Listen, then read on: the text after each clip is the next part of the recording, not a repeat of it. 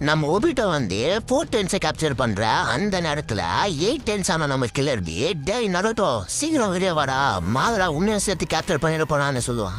ஏன் அப்படின்னா நம்ம நருட்டோ 4 டென்ஸோட வயிற்றுல தான் இருப்பான். ஸோ இதையெல்லாம் கேட்ட நம்ம ஒபிட்டோ 9 டென்ஸ் ஆன அந்த நருட்டோ 4 டென்ஸோட வயிற்றுல தான் இருக்கானா, சரி 2 பேரும் சிறைப்பிடிப்போம் அப்படின்னு அந்த டெய்ல அப்சர்வ் பண்ணிட்டு இருப்பான். ஸோ அந்த நேரத்துல நம்ம நருட்டோக்கு சுய நினைவு வர, சரி இங்கிருந்து எப்படியாச்சும் போகணுமே அப்படின்னு நம்ம நருட்டோ 9 டென்ஸோட சக்கராவை யூஸ் பண்ணி அந்த 4 டென்ஸோட வாயை திறக்க ட்ரை பண்ணுவான். ஆனா என்னதான் அப்படி பண்ணாலுமே 4 டென்ஸோட வாயை திறக்கவே முடியாது.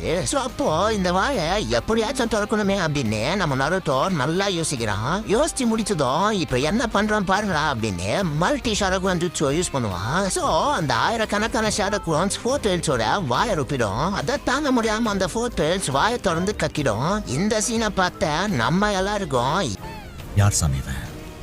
எங்கிருந்து வந்திருக்கான்?